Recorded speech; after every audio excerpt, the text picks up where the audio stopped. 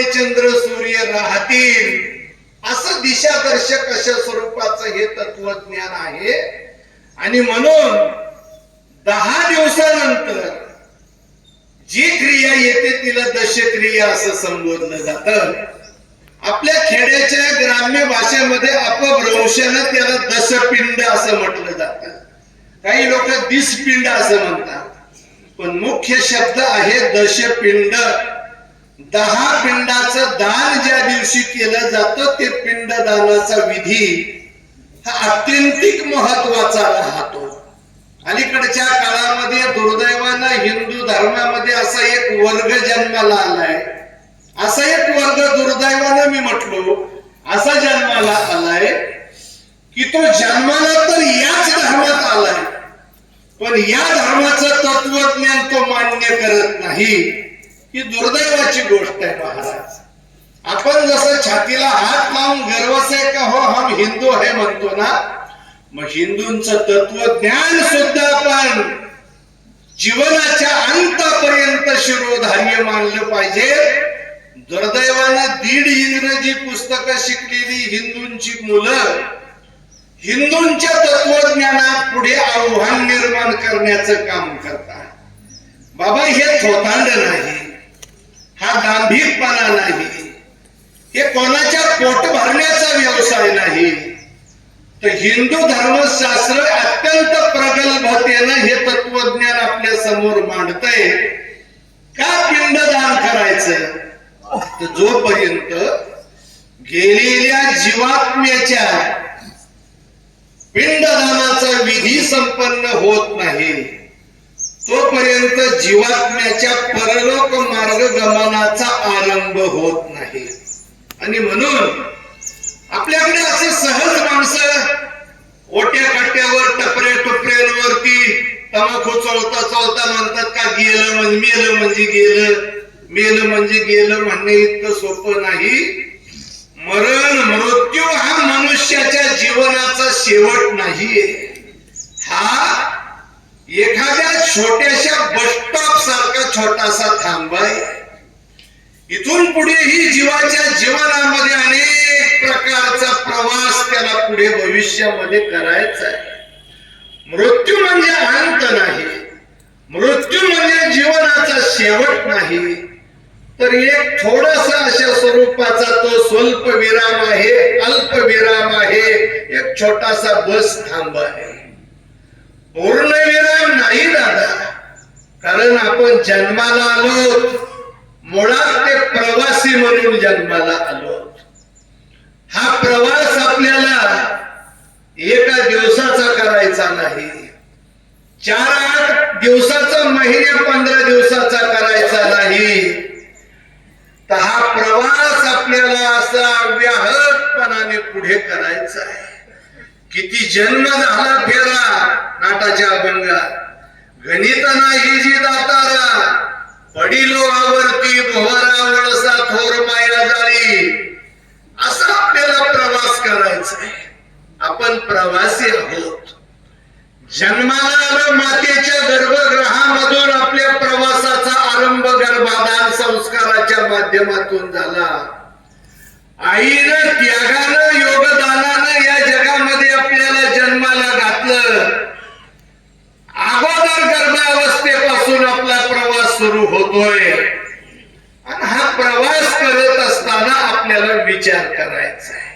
मुळात आपल्याला विचार करण्याकरताच तर खऱ्या अर्थाने परमात्म्याने हे शरीर मुक्त हस्ते प्रदान केलंय.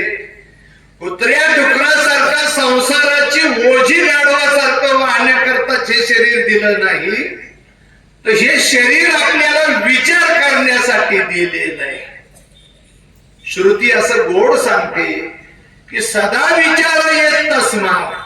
हा सदा विचार करण्यासाठी हे शरीर दिलं. बघा तुम्ही आम्ही असं म्हणू की आम्ही विचार तर करतोय, आपण विचार करतोय, पण विचार कोणता करतोय हे अत्यंतिक महत्वाचं आहे. काय विचार करायचा आहे? जगत जीव परात्मना हा जीव भाव जगत भाववाद हे स्वात्मैव शिष्यते. वेदांना असं सांगितलं सदा विचार येत तस्मा जीव काय, जगत काय, परमात्मा कोण, माया काय, परब्रह्म काय, जड कोण, ईश्वर काय, प्रधान काय, प्रकृती काय, पुरुष काय, क्षेत्र कोण, क्षेत्रज्ञ कोण, या गोष्टीचा विचार करण्याकरता हे शरीर आपल्याला देवानं दिलंय.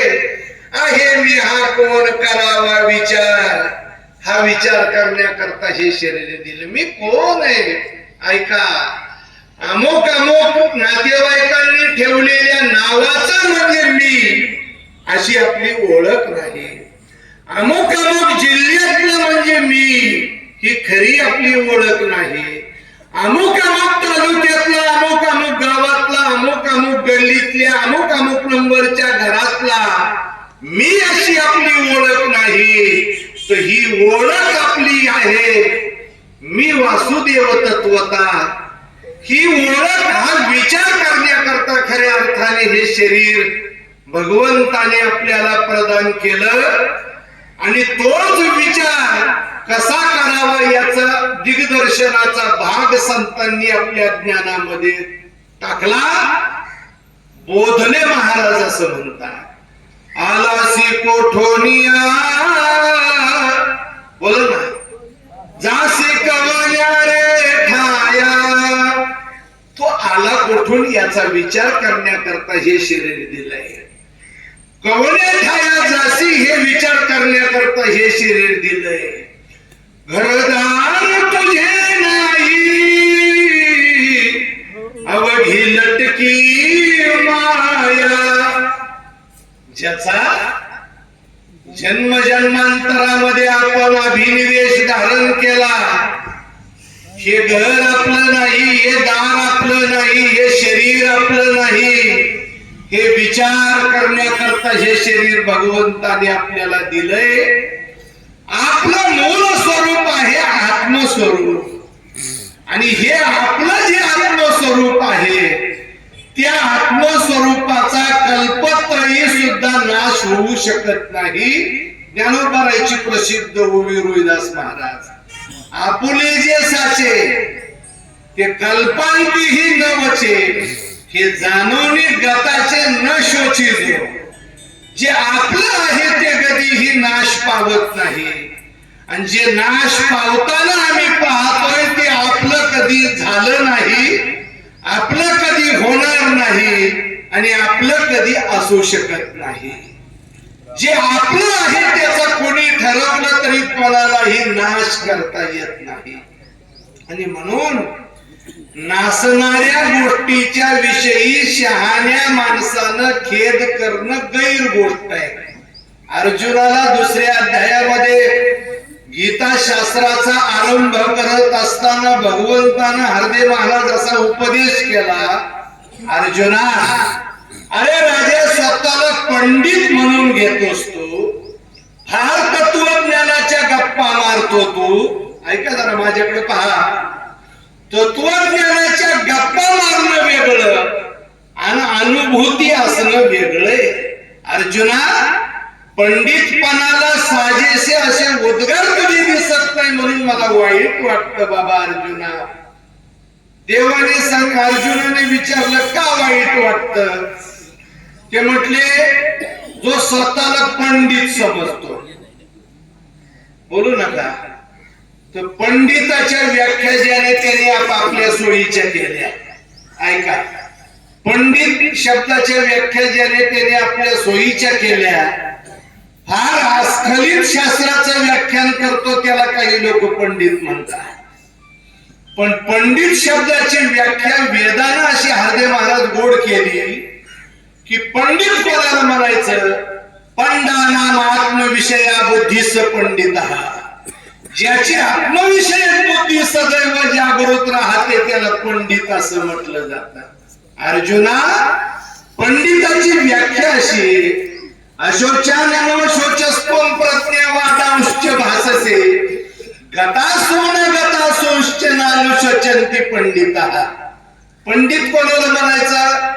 तुकाराम महाराज म्हटले पंडित तो भला नित्य भजे जो विठ्ठला. ऐका, पाहे तिकडे बाप माय विठ्ठल आहे रखुमाई, हा भाव ज्याचा त्याला पंडित असं म्हटलं जातं.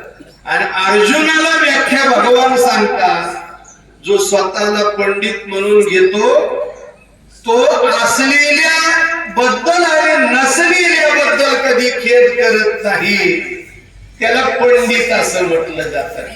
ऐका, नसलेली गोष्ट आपल्याला मिळाली नाही म्हणून माणसं खेद करतात, आणि असलेल्याची ही किंमत कळत नाही, ती गोष्ट खेदाला पात्र राहते, हे पंडिताचं लक्षण नाही. आपली जी गोष्ट आहे ती आपल्यापासून कधीही कोणीही हिरावून घेऊ शकत नाही.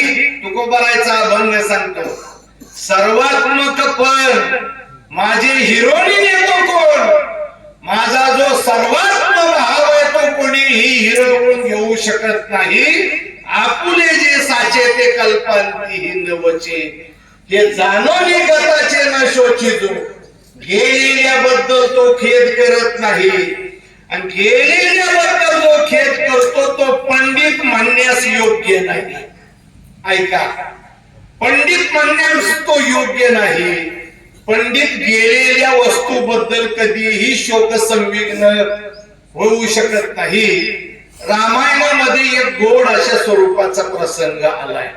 ऐका, जनक राजाचा दरबार हा विद्वान पंडिताचा दरबार आहे, आणि त्या पंडिताच्या दरबारामध्ये एक याज्ञवल्क्य नावाचे तत्वदर्शी महात्मे आहेत. ते रोज त्या ठिकाणी पुराण सांगायचे, कथा चालू राहायची, आणि त्या कथेमध्ये सगळी एका बाजूला सत्ताधारी मंडळी बसलेली असायची, एका बाजूला महापुरुष मंडळी बसलेली असायची. समोर राजा जनक सिंहासनावरती बसलेला आहे. याज्ञवल्क्य महामुनी कथा सांगत असताना राजा जनकाकडे पाहायचे, जनकाकडे पाहून सांगायचे. वक्त्याचं हे लक्षण राहतं महाराज, समोर बसलेल्या ज्या श्रोत्याचं अवधान वक्त्याकडे सर्वांगाने आहे, वक्ता त्याच्याकडे पाहून बोलत असतो, त्याच्याकडे पाहून बोलत असतो. बावळ्यासारखा इकडं तिकडं पाहून ऐकणाऱ्याकडे तो वक्ता कधी पाहत नाही. म्हणून बऱ्याच लोकांना, पुढे बसलेल्या लोकांना असं वाटतं की वक्त्यानं आमच्याकडे पाहून बोलावं, पण तू ध्यानावर असला पाहिजे ना भाऊ. तू जर ध्यानावर नाही तर वक्ता तुझ्याकडे कसा पाहिल. ऐका, याज्ञवल्क्यांच्या कथा श्रवणाकडे राजा जनकाचं इतकं सर्वस्पर्शी अवधान आहे. ऐकतायत याज्ञवल्क्यांची कथा राजा जनक, आणि याज्ञवल्क्य ही जनकाकडे पाहून बोलायची. बाकीच्या एका बाजूला बसलेल्या विद्वान पंडितांचा असा भ्रम झाला की हा जनक राजा आहे, राजाकडून फार मोठी दक्षिणा मिळेल, म्हणून याज्ञवल्क्य जनकाकडे पाहून कथा सांगतात. याज्ञवल्क्यांनी यांचा दुष्ट भाव जाणला, आणि त्याच कथेमध्ये दरबारात याज्ञवल्क्यांनी मायावी अग्नी निर्माण केला. शापादपी शरदपी मंडळी येत काय, त्यांना कठीण नाही कोणती गोष्ट. जनकाच्या दरबारात मायावी अग्नी धाड धाड धाड धाड पेटला. जनक दरबारातले सगळे खांब आगीच्या बक्षस्थानी पडले, आणि आग लागली त्या धर्मसभेच्या मंडपाला. हे त्या पंडितांनी पाहिलं आणि विचार करायला लागले. ज्याच्याकडे पाहून सांगतोय तो राजा जनक, जो कथा सांगतोय तो याज्ञवल्क्य. दरबार पेटलाय, आता जळू द्या घाललाच म्हणले, पळा आपलं. सगळे पळून जाऊ लागले. भडकलेल्या आगीनं ज्या सिंहासनावरती जनक बसलेला आहे त्या सिंहासनाला सुद्धा गिळंकृत करण्याचं काम चालवलं. जनकाचं सिंहासन पेटलं, पण कथेपासून क्षणार्ध सुद्धा अवधान जनकाचं विचलित झालं नाही. त्या सिंहासनावर राजा जनक एक पाय सोडून खाली बसले होते. तो पाय अग्नीमध्ये जळू लागला. झोपले नाही तुम्ही? तो पाय जनक राजाचा अग्नीमध्ये जळू लागला. तरी सुद्धा श्रवणापासून अवधान सुभरही ढळू दिलं नाही. आणि म्हणून जगातल्या श्रवणकर्त्यांचा राजा म्हणून जनकाची गणना झाली. ज्ञानोबराय म्हणतात आगा परीस मेल्याच्या या राया. जगात जेवढे ऐकणारे होऊन गेले त्यांचा राजा आहे राजा जनक. अग्नीमध्ये पाय जळतोय. याज्ञवल्क्यांनी सावध केलं जनका, अरे ज्या दरबारामध्ये तू आणि मी बसलोय तो दरबार अग्नीच्या भक्षस्थानी पडलाय. नवे नवे तुझं सिंहासन जळलंय. इतकंच काय जनका, अरे तुझा पाय पेटलाय. असेल कोणी असं तुझा पाय जळतो हे दुसरीने सांगावं. राजा जनकाला सांगितलं तुझा पाय जळतोय. जनकानं हात जोडले याज्ञवल्क्यांच्या समोर आणि जनक राजे बोलतात महाराज कुठल्या जळण्या मारण्याच्या गोष्टी करता हो तुम्ही? माझा पाय जळतो म्हणता? काही माझा पाय जळतो असं तुम्ही जे म्हणता हे चुकीचं आहे का जनका? जनक म्हटला माझं आहे ते कधी जळू शकत नाही आणि माझी भावना अशी आहे की जे जळतंय ते माझं नाही. ऐका, जो पाय माझा जळतोय तो माझा नाही आणि माझं जे आत्मस्वरूप आहे ते कदाकाळीही जळू शकत नाही. म्हणून तुकोबाला यासारख्या महात्म्यांनी वर्णन केलंय जनक राजाचं. तुकाराम महाराज आताच्या बुवा लोकांसारखं कोणाचं फालतू वर्णन करत नाही. आता पाकिटा करता आमच्या काही लोकांनी पातळ्या सोडल्या आणि अक्कल शून्य माणसांचं कीर्तनामध्ये फालतू वर्णन करतात. पण तुकोबाला तसे नाही. वेळ प्रसंगी देवाला आरोपीच्या पिंजऱ्यात उभं करणारे तुकोबाराय पण राजा जनकासारख्या महात्म्याचं वर्णन करतात का? स्वतःचा पाय अग्नीमध्ये जळतोय त्याची सुद्धा भ्रांत नाही का? माझं आहे ते कधी जळू शकत नाही. म्हणून आपुले जे साचे तुकाराम महाराज त्याचं वर्णन करतात जनकाचं. तुका म्हणे राज्य करिता जनक अग्नी माझी एक पाव जळे. अग्नीमध्ये पाय जळतो पण त्या जळणाऱ्या जळत्या पायाचा अभिनिवेश नाही. अनुभूती ही आहे की माझ्या आत्मस्वरूपाला कधीही कोणी जाळू शकत नाही. हे गीतेचं तत्वज्ञान आहे महाराज. आजही सगळ्या धर्माच्या तत्वज्ञानाचा राजा असलेलं तत्वज्ञान कोणाच्या ताब्यात आहे तर हिंदूंच्या ताब्यात आहे. त्याला गीता तत्वज्ञान असं म्हटलं जातं. शिकागोच्या सर्व धर्म परिषदेमध्ये स्वामी विवेकानंदांनी जगाच्या धर्माचार्यांना याची जाणीव करून दिली. तुम्ही अवहेलना करता माझ्या गीता तत्वज्ञानाची पण माझं गीता तत्वज्ञान सगळ्या धर्माचा आधार असलेलं तत्वज्ञान आहे. हे हेळण्याचा विषय कधी होऊ शकत नाही. या तत्वज्ञानानं हा विचार आम्हाला सांगितला. नैनं छिंदन्ति शस्त्राणि नैनं दहति पावकः न च एनं क्लेदयन्ति आपो न शोषयति मारुतः अछेद्यः अयम् अदार्यः अक्लेद्यः अशोष्यः नित्यः स्थिरः अशा स्वरूपाचं जे स्वरूप आहे त्याला आत्मस्वरूप असं म्हटलं जातं. त्याचा नाश नाही कधी. मग नाश होतो कशाचा? नाश होतो तो नासक्याचा. बोला, नाश कशाचा होतो? जे चिरंतन आहे, जे स्थिर अशा स्वरूपाचा आहे त्याचा नाश नाही. नाश नासक्याचा होतो. आणि ऐका, नासक्या वस्तूला किती जपण्याचा आपण प्रयत्न केला तरी आपण त्याला सांभाळू शकत. अरे ज्याचा स्वभाव नासका आहे त्याला काय आपण जपणार आहे? हे आपल्याला मिळालेलं हे नासकय महाराज, नासकय. याला किती जपा तुम्ही. सुगंध अभ्यंगे पाळिता केश फिरले तत्वता. आमचे गुरुबंधू आमच्या समोर चाळक महाराज बसलेले. आम्ही आळंदीला जोग महाराजांच्या संस्थेमध्ये असताना एका धर्मशाळेमध्ये आपण राहिलो. त्यावेळेचा मी आणि त्यावेळेचे ते, आम्ही क्षणभर एकमेकाच्या समोर आल्यानंतर एकमेकाकडे पाहत राहिलो. आणि हे पाहत असताना चाळक महाराजांची दाढी मी आता पाहिली. मला आश्चर्य वाटलं. ते जुन्या काळच्या तमाशातलं एक गाणं आठवलं. कोण होत असं तू, काय झालं असं. त्यावेळेचे काळे केस आता पांढरे झाले. हा प्रकृती धर्माचा नियम आहे महाराज. का होतंय असं काळ्याचं पांढरं, याच कारण आहे. तुकोबाराय बोलतात, काले बाल सोपत भये.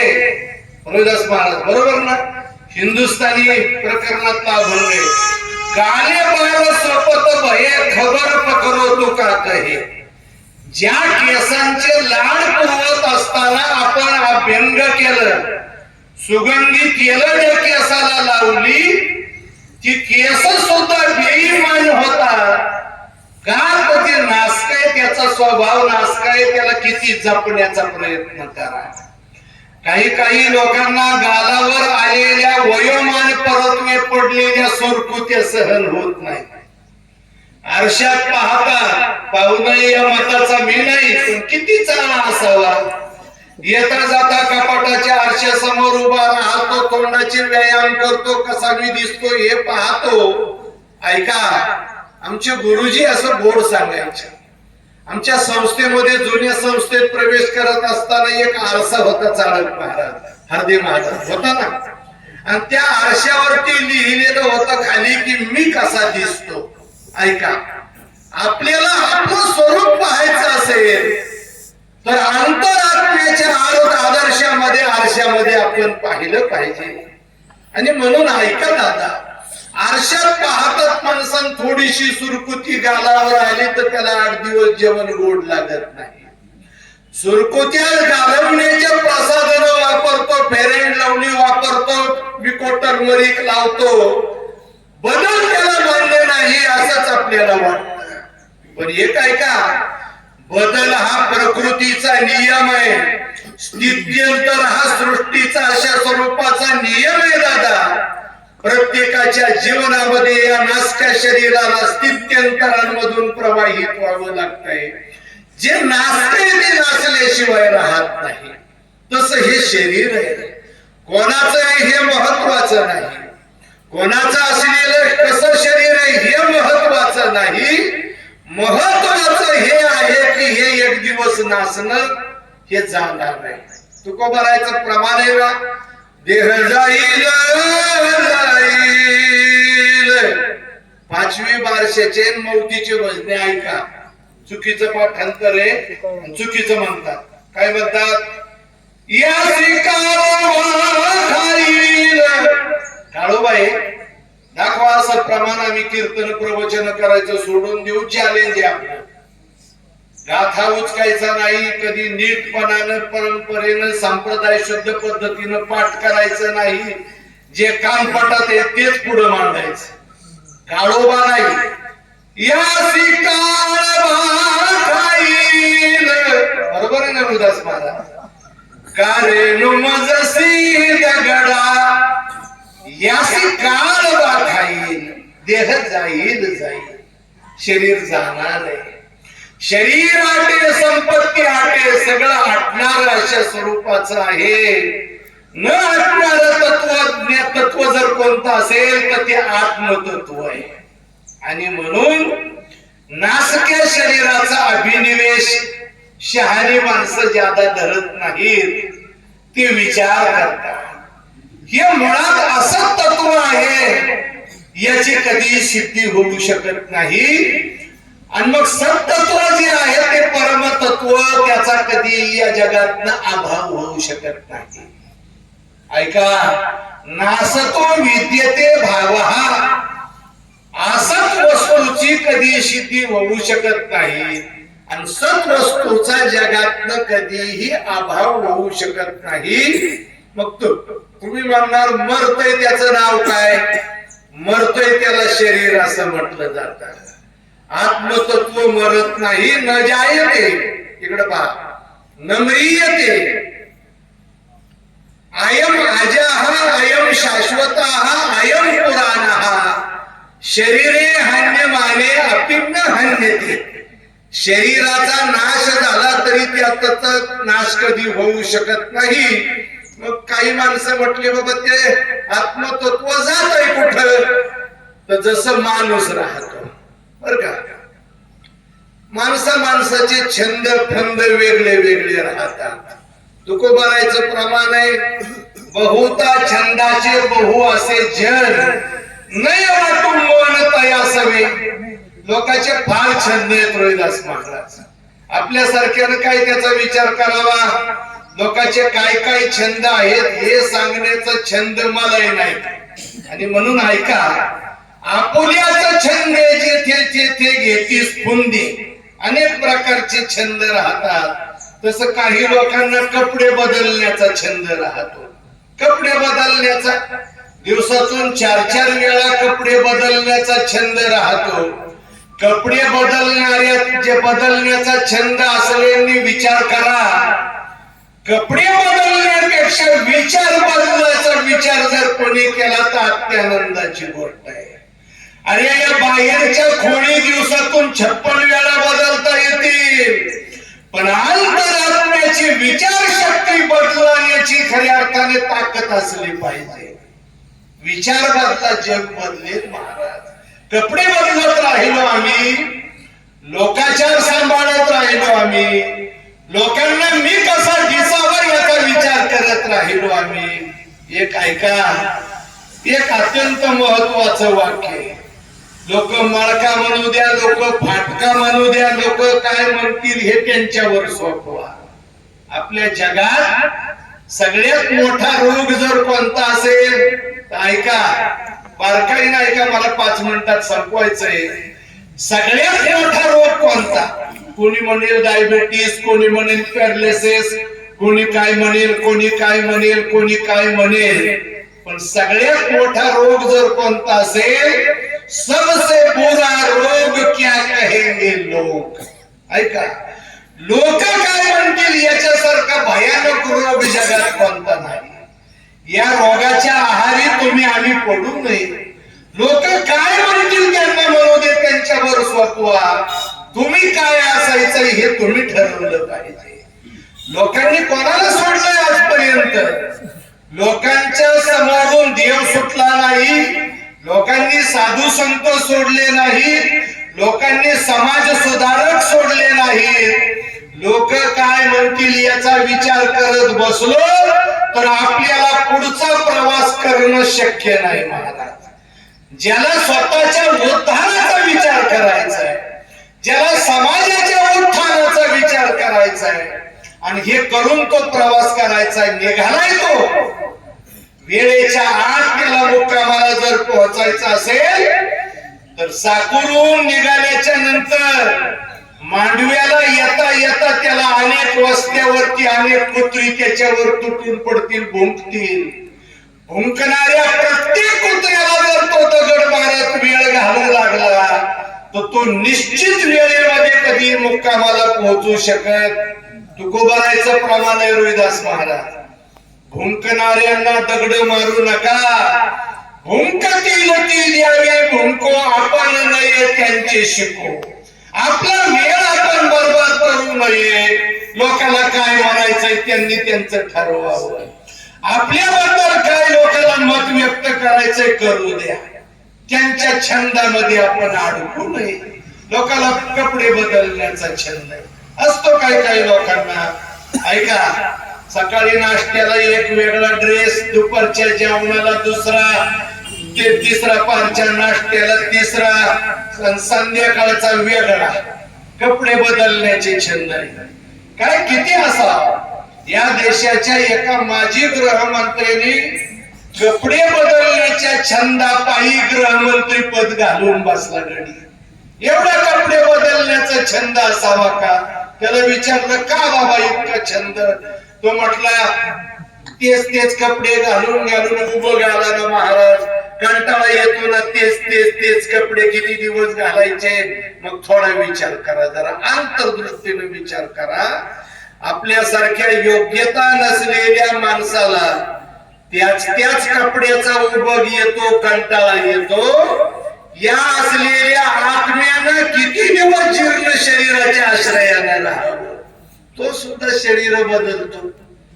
गीतेचं तत्वज्ञान असं सांगतंय, वासांशी जीर्णाने यथा विहाय नवानी गृह्णाती नरोपराणी तथा शरीराने विहाय जीर्णान अन्याने संयाती नवानी देहे. जैसे जीर्ण वस्त्र सांडीचे, जुना झालेला कपडा जसा माणूस फेकून देतो, नवीन कपडे धारण करतो, तसं हे परमतत्व जीर्ण शरीराचा त्याग करता येईल, नवीन शरीर धारण करता येईल. त्याच्या शरीर धारण करण्याच्या प्रक्रियेला जन्म असं म्हटलं जातं आणि शरीरांतर करणाऱ्या प्रक्रियेला मृत्यू असं संबोधलं जातं. तो मृत्यू तुमच्या आमच्या जीवनात येतोय, तो देहाच्या माध्यमातून येतोय आणि त्या माध्यमातून हा मृत्यू आला.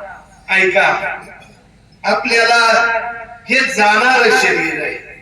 आणि दुसरी महत्वाची गोष्ट सांगायची, हे आपलं नाही, आपलं नाहीये, भाड्याचं आहे. चला, कशाचं आहे? भाड्याच्या घरात ज्यांना ज्यांना राहण्याचा योग आला, भाड्याच्या घरात राहणारा माणूस कधीही रुबाबदारपणानं राहू शकत? बोला ना, अरे बोला ना. भाड्याच्या घरातला माणूस कधी रुबाबदारपणानं राहू शकत नाही. आपल्याला हे कधी कळायचंय? भाड्याच्या घरात राहतो परंतु आपला रुबाब काही कमी झालेला. ऐका, घर मालकाच्या पुढे त्याला कायम खाली नजर वाकून झुकून राहावं लागतं. ऐका, आपल्याला हे मिळालेलं घर आपलं नाही. कोणाचे हे घर? हा देह कोणाचा? ते भाड्याचं आहे दादा. ऐका, पोखरीचे पाटील माझ्या समोर आलेत. आता आठवलं मला, सांगतो ऐका. जिंदगी एक किराए का घर है, एक न एक दिन बदलना पड़ेगा. मौत जब तुझको आवाज देगी, घर से बाहर निकलना पड़ेगा. ये तकब्बुरी जोशी जवानी, 4 दिन की तेरी ये जिंदगानी, ये जिया शाम तक देख लेना, चढ़ते सूरज को ढलना पड़ेगा. है ना बरोबर? ऐका, हे भाड्याचं घर आहे. कोणाकडून आलंय? पंचमहाभूताकडून. बस व्यवहाराचा नियम सांगितला आमच्या साधू संतांनी. उसनं ज्याचं आणलंय, एक ना एक दिवस कधी ना कधी त्याचं उसनं आपल्याला परत करावं, हा व्यवहाराचा नियम आहे ना. काही काही लोकांना सवय राहते. काय सवय? त्यांना फक्त घेणवळ माहिती. बरं, पुढचं घेणवळ त्यांच्या शब्दकोशात नाही. व्यवहाराचा नियम आहे असा, उसण्या आणलेल्या गोष्टीचं अभिमान बाळगून उपयोगाचं नाही. ज्याचं आणलंय त्याला परत करावं लागतं. उसण्या अनुसारावर काही काही माणसं जगतात. फाटका असावं, तुटका असावं, आपल्या मालकीचं असलं पाहिजे. ऐका, काही काही लोकांना बाबाजी महाराज दुसऱ्याचे कपडे घालून लग्नाला जावं लागतं. झोपते का तुम्ही? काही काही बायांना शेजारणीचे दागिने घालून लोकांच्या लग्नात मिरवावं वाटतं. किती केलं तर ते अवसर उसणं महाराज. तसं हे अवसान आपल्या मालकीचं नाही, हे उसणं अवसान आहे. बस देह हा पाचाचा आणि ना उसणा, शेखी त्याशी त्याचा देणे लागे.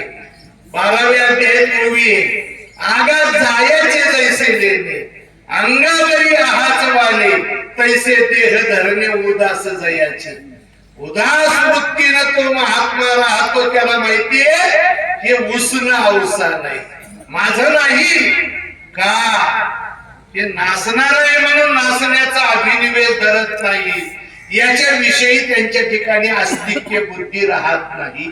ज्ञानोबा त्या निमित्तानं इथे प्रतिपादन करतात की बस म्हणून आणि अनित्याच्या ठाई जे अनित्य आहे त्या अनित्य गोष्टीच्या ठिकाणी अस्तित्व बुद्धी जे कधी धारण करीत नाही तर या अस्तित्व बुद्धी नाही हा निष्कर्ष दोही देखील असे असा निर्णय त्या महापुरुषांनी केला. मग कशा पद्धतीने केला? त्यांना तत्वदर्शी का म्हटलं? आमच्याच बुद्धीला तत्वदर्शी का म्हटलं नाही? तर आपली बुद्धी ही जातवान संसारिकाची बुद्धी आहे. आपली बुद्धी कधी तत्वाचा विचार करत नाही. महात्म्यांची बुद्धी तत्वदर्शी कशी? तर ज्ञानोबारायांनी त्याच्याकरता 2, 4, 6 दृष्टांत दिले. या उपाधी माझी गुप्त चैतन्य असे सर्वगत तत्वज्ञ संत स्वीकारिती. कशा पद्धतीने स्वीकारतात?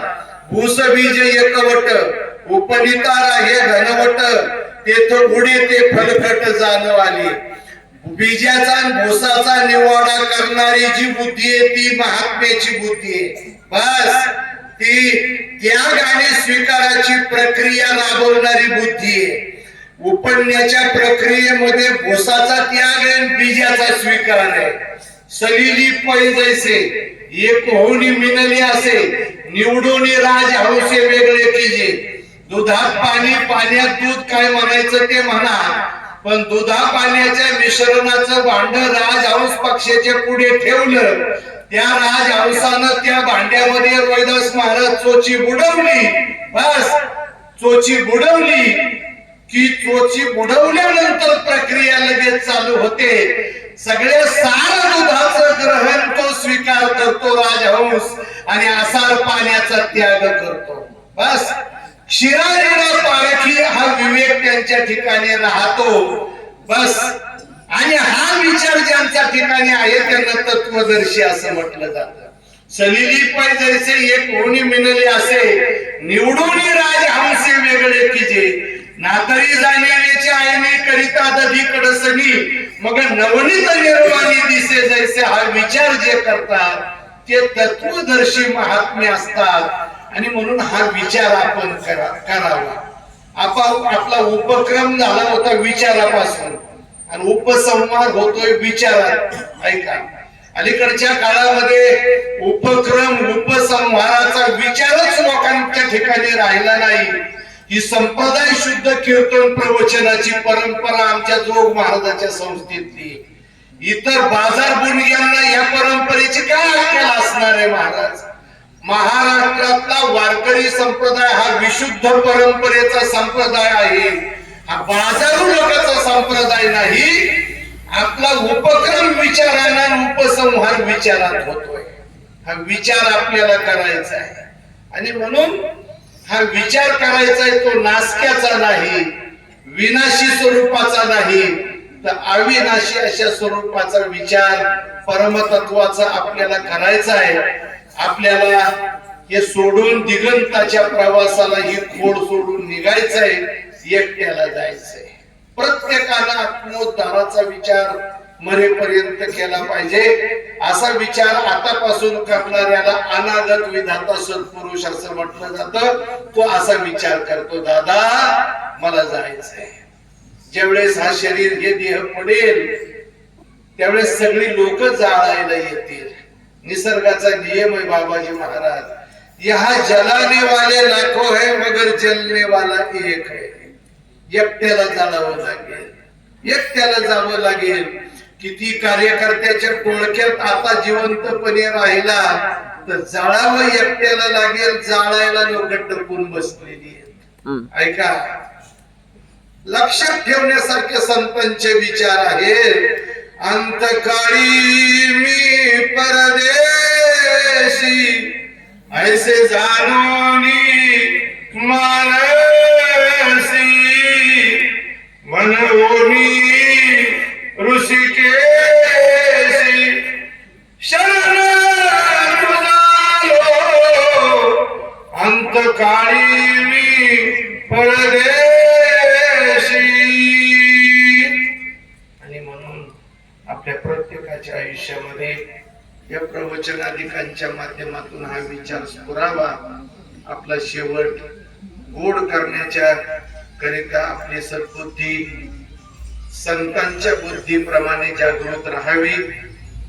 असा या ठिकाणी संदेश या प्रवचनाच्या निमित्ताने या ठिकाणी मी देतोय. हे नवे माझी वाणी पदरीची, हे आमच्या पदरचं नाही, तर हे संतांनी दिलेला संदेश आपल्यापर्यंत पोहोचवणाऱ्या निरोप्याची भूमिका आमची आहे.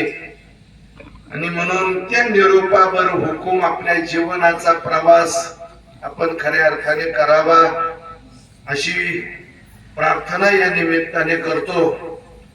आणि या प्रार्थनेचा संदेश आपल्यापर्यंत ज्या निमित्ताने पोहोचवता आला ते निमित्त आहे पिंडदानाचं. आणि ज्यांचं हे पिंडदान या ठिकाणी संपन्न होतोय त्या गागरे परिवाराच्या मातोश्री आणि आमच्या आत्या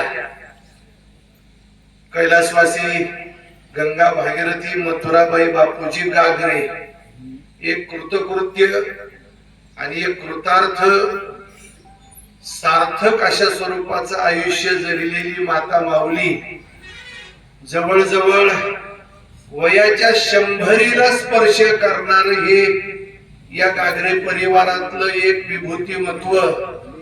खऱ्या अर्थाने अशा विभूतिमत्वाचा हा सोहळा आहे. मी इतर बाबतीमध्ये 10वा म्हणेल, पण मथुरा आत्याचा हा सोहळा आहे दादा पिंडदानाचा, की ज्या माऊलीनं आपली म्हातारपणाकडे झुकलेली मुलं पाहिली अशा सारखं सार्थक आणि कृतार्थ आयुष्य दुसरं कोण जगू शकतं महाराज. आज आमचे मेहुणे श्रीरंग पाटील यांचं वय पहा, त्यांच्या बंधूंची वय पहा, त्यांच्या भगिनींची वय पहा. ज्या आईला मुलं म्हातारी होण्याचं पाहण्याचं सौभाग्य प्राप्त झालं त्या माऊलीसारखं सार्थकी आणि कृतार्थ आयुष्य दुसरं कोणाला मिळेल. आणि म्हणून आमच्या मथुरा आत्याला अत्यंत चांगल्या अशा स्वरूपाचं आयुष्य मिळालं. सेवा सुद्धा इतकी या परिवाराने या सुनांनी मुलांनी चांगल्या पद्धतीने केली. मांडव्यामध्ये बऱ्याच वेळा आमचं येणं या कार्यक्रमांच्या माध्यमातून होतं. काही वेळा नाही जाता आलं, पण एकदा दोनदा आम्ही 2-3 वेळा भेटायला घरी गेलो, सेवा पाहिली. मथुरा आत्याचं वय तुम्ही काही म्हणा, पण आमच्या अभ्यासाप्रमाणे जवळजवळ 98-99 पर्यंत त्यांची वयोमर्यादा गेली. कारण त्यांचे थोरले बंधू आमचे चुलते कैलासवासी दाजीभाऊ कोंडाजी भोर यांचा मृत्यू आम्हाला आठवतो. त्याच्यानंतर त्यांचे दुसरे बंधू हरिभक्तीपरायण कैलासवासी बागाजी कोंडाजी भोर यांचं वय आम्हाला माहिती आहे. आणि म्हणून त्या भावांच्या त्या ज्येष्ठ भगिनी असल्या कारणाने आम्ही अंदाज असा केला, आणि तो परफेक्ट आहे, 98-99च्या दरम्यान मथुरा आत्तीचं वय या निमित्ताने या ठिकाणी झालेलं. आणि या वयाची एवढी जबरदस्त शिदोरी प्राप्त होऊ नये सेवा करणारा परिवार या ठिकाणी मिळाला.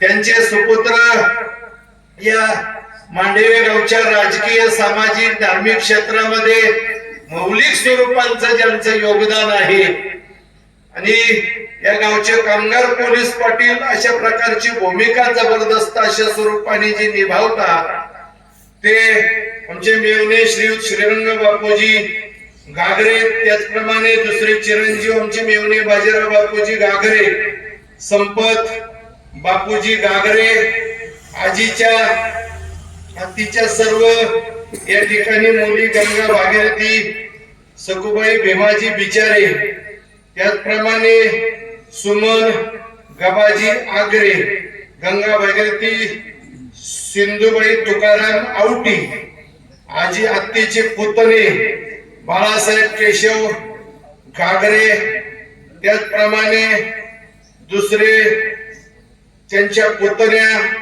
बाळकृष्ण, त्यांचे पुतणी बाळकृष्ण रघुनाथ गागरे, संपत त्र्यंबक गागरे, त्यांच्या पुतण्या सौभाग्यवती रतनबाई अण्णासाहेब वाजगे, भीमाबाई कोंडीभाऊ वाडेकर, त्याचप्रमाणे गंगा भागीरथी इंदुबाई लक्ष्मण पायमोडे, त्यांची दुसरी मुलगी सौभाग्यवती छायाताई पोपट फटांगरे, त्यांचे नातू संजय साहेबराव गागरे पोपट त्र्यंबक गागरे, नंदाबाई बाजीराव डेंबरे ही पुतणी, गंगा भागीरथी लताबाई सुखदेव जाधव ही पुतणी, त्याचप्रमाणे भीमाबाई कोंडीभाऊ वाडेकर ही पुतणी, आजींच्या सर्व सोना आमच्या भगिनी सौभाग्यवती रखमाबाई श्रीरंग गागरे, कमलबाई बाजीराव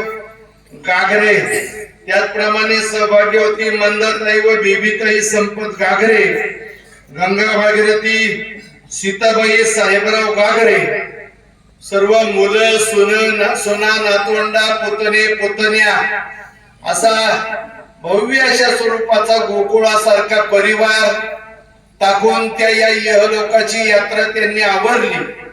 अत्यंत कृतार्थ. माणसाच्या जीवनातलं भाग्यवान मरण कोणतं बाबाजी महाराज, की मरण समयी त्या क्षणी माणसाची असलेली अविचल बुद्धी हे त्याचं मरण कृतार्थतेला प्राप्त आणि पात्र करत असतात. मथुरा आत्यांच्या स्मरण शक्तीच्या बाबतीमध्ये बोलायचं झालं तर या वयातही त्यांच्या समोर गेल्याच्या नंतर इतकी बारीक सारीक माहिती आमच्या गावची त्यांनी मला एकदा सांगितली भेटायला गेल्यानंतर, अमक्याचं काय चाललंय तमक्याचं काय चाललंय, का जी माणसं 20 वर्षापूर्वी वारली त्यांची सुद्धा नावं पाठ तोंड पाठ. आमच्या आईचं नाव असेल, आमच्या बायकांची नावं असतील, सगळ्यांचं इतका पाठांतराचा अभ्यास. आणि म्हणून अविचल अशा स्वरूपाची बुद्धी, न चालणारी बुद्धी. काही काही माणसांची 50मध्येच बुद्धी चलत राहते, 60 उलटल्यानंतर तर विचारू नका. पण मरणाच्या शेवटच्या क्षणापर्यंत साथ देणारी बुद्धी कोणी दिली हो? ही भगवान 10व्या अध्यायामध्ये सांगतात, ददामि बुद्धी योगंतम येन मामुपयांती. ती बुद्धी देव देत असतो आणि ही देवानं बुद्धी या वयामध्ये आमच्या मथुरा आत्याला त्या ठिकाणी दिली. आणि म्हणून गागरे परिवाराच्या शिरावरती असलेली ही वटवृक्षाची जुनाट वडाची दाट सावली आज काळाच्या पडद्याआड गेलेली. आई जाणं म्हणजे मुलं अनाथत्वाला प्राप्त होणं. शरण पाटील असतील, त्यांची भाऊ असतील, त्यांच्या भगिनी असतील, हे सगळे आज अनाथत्वाला प्राप्त झालेली आहेत. आणि म्हणून आत्याच्या प्रती मी भावनेची भावनांजली समर्पित करत असताना आमच्याही परिवाराच्या वतीनं मथुरा आत्याचे आम्ही सर्व भाचे आदरणीय आमचे बंधू बाळशीराम दाजी भोर असतील, धर्मराज दाजी भोर असतील, त्याचप्रमाणे बबन भागाजी भोर असतील, सन्माननीय श्री भास्कर भागाजी भोर गुरुजी असतील, आमचे बाबासाहेब विठ्ठल भोर असतील, त्याचप्रमाणे या ठिकाणी आमच्या गावची सर्व माळेगाव पठारची मंडळी या निमित्ताने आहेत. आजीच्या बहिणीची नातवंड या ठिकाणी आहेत. आमचे माझ्या बरोबर आलेले आजीचे एक नातू सुनील जाधव सर असतील, त्यांच्या भगिनी शोभाताई असतील, त्याचप्रमाणे मांडवे गावचे लाडके जावई आमचे संपतराव नामदेवराव बालके असतील. ही सगळी मंडळी सगळी आमच्या परिचयाची आहेत. मांडवे गावचा आणि आमच्या माळेगाव पठारचा अत्यंत पुरातन अशा स्वरूपाचा संबंध ज्यांच्या माध्यमातून खऱ्या अर्थाने विकसित झाला ते वैकुंठवासी परमार्थाची परंपरा जतन करणारे आमचे गणपत बाबा, त्यांच्या माध्यमातून पहिला संबंध झाला. आमच्या वडिलाची मावळण सखूबाई, सखू आत्या जे तिला म्हणायचे, म्हणजे गणपती यांची माता, आणि त्या माध्यमातून पुढे विकसित झाला. पुढे हा प्रवाहित होत राहतोय. पुढे आमच्या बरेचशा